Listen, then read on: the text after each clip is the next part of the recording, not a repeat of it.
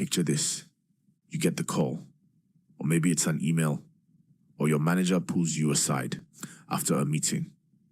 Either way, you get the news, you got the promotion, the raise is real, and for a moment, maybe a few days, you feel genuinely lighter, like something shifted, like the financial stress that's been sitting quietly on your chest for months is finally about to lift. And then months go by. You open your banking app one evening, and the number staring back at you looks almost identical to what it looked like before. Maybe you're even a little more stretched, and this quiet, uncomfortable thought creeps in. Where is it all going?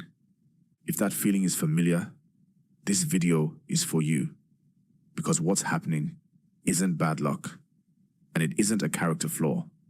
It's something much more specific. And once you see it clearly, you actually have a real shot at stopping it.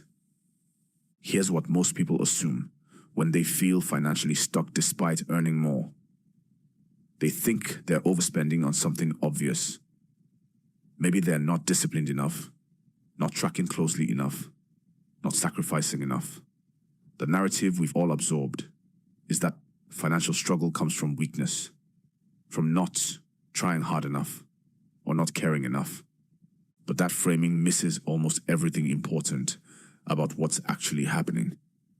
The truth is that lifestyle inflation, the slow, quiet expansion of your expenses to match your income, doesn't require you to be reckless. It doesn't need big mistakes or obvious bad decisions. It operates in the most reasonable, justifiable choices you'll ever make. And that's exactly what makes it so hard to catch.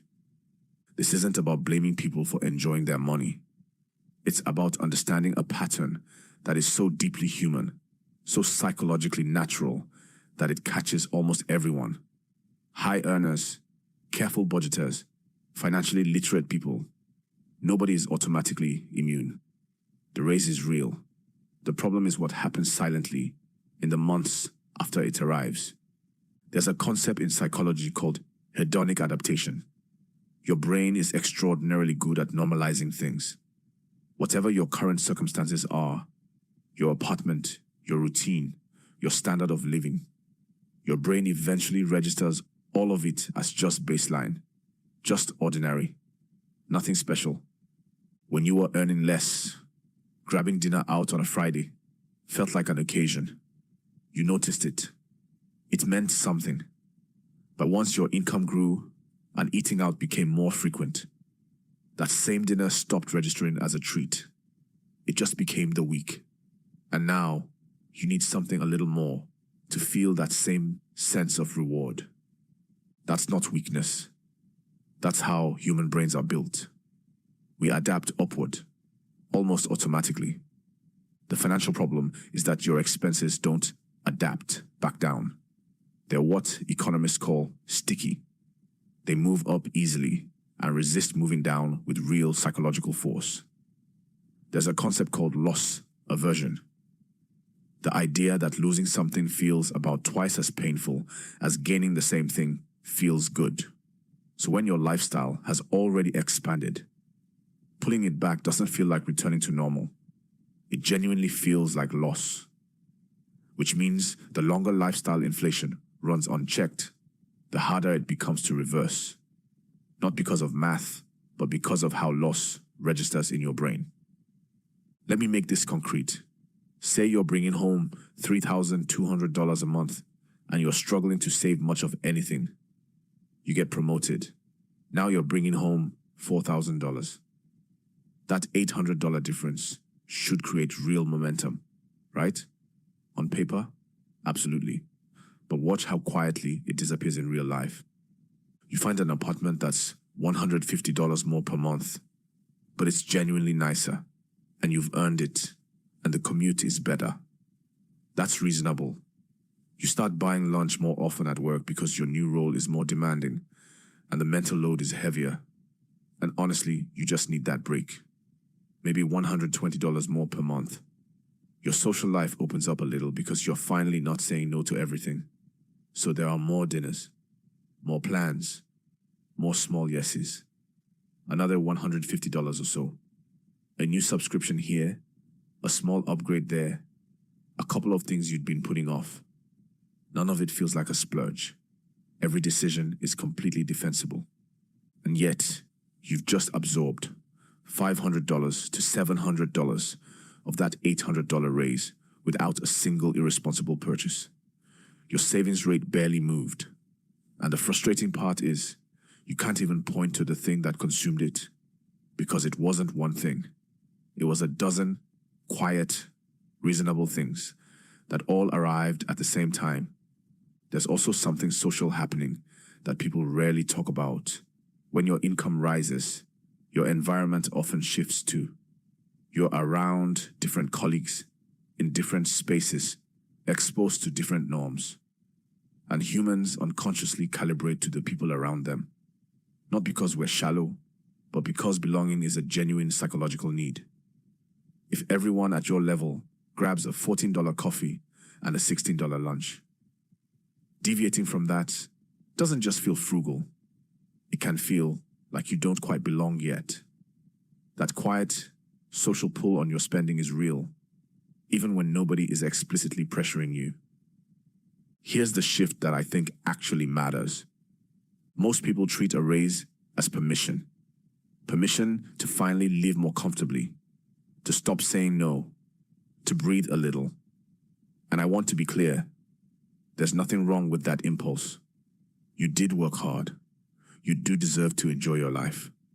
I'm not going to sit here and tell you that enjoying your money is the enemy.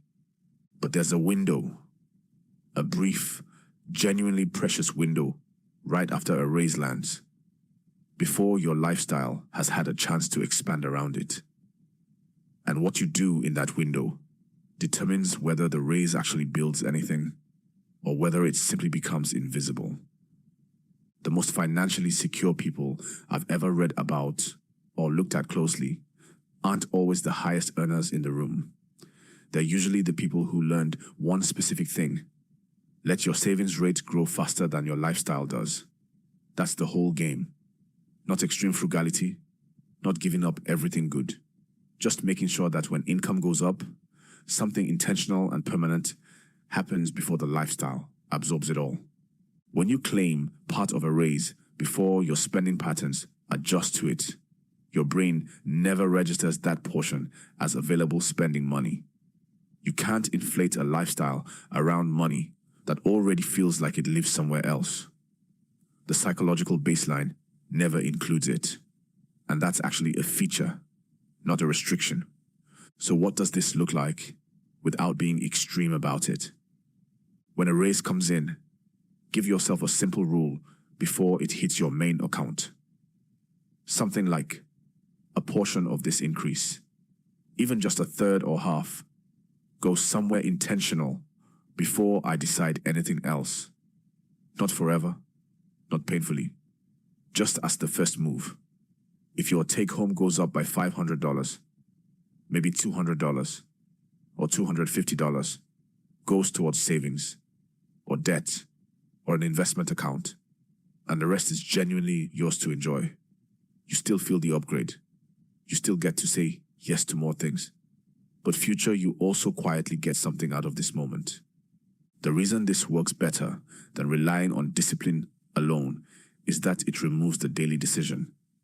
Willpower is a limited resource.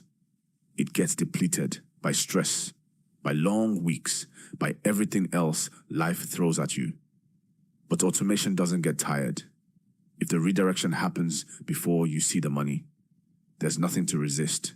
It also helps to do a calm, honest audit a few months after any income change. Not a stressful deep dive, just a quiet look at what shifted in your spending since the raise. Are there habits that crept in that you don't actually value that much? Subscriptions you added and barely use? Lifestyle inflation survives largely in the dark. A little honest attention is often enough to identify the things worth keeping and the things that just sort of happened. And be gentle with your social comparisons. A lot of the financial pressure you feel isn't coming from your actual needs. It's coming from a silent, unconscious sense of what people at your level are supposed to spend. Noticing that pressure, just naming it, creates a small but real gap between the feeling and the decision. Here's what I want you to take away from this. If you've ever made more money and still felt stuck, you weren't doing it wrong. You were doing what almost everyone does, what our brains are literally designed to do in an environment that is very good at capturing every dollar the moment it becomes available. The system works. It just works for other people's interests, not yours, unless you do something deliberate. And deliberate doesn't have to mean painful. It doesn't have to mean giving up the things that make life feel good right now. It just means pausing briefly before the lifestyle expands and asking yourself one honest question. Is this something I actually want? Or is this just what happens next? Sometimes the answer is yes, absolutely, this matters to me. And that's a completely valid answer. But sometimes the answer surprises you.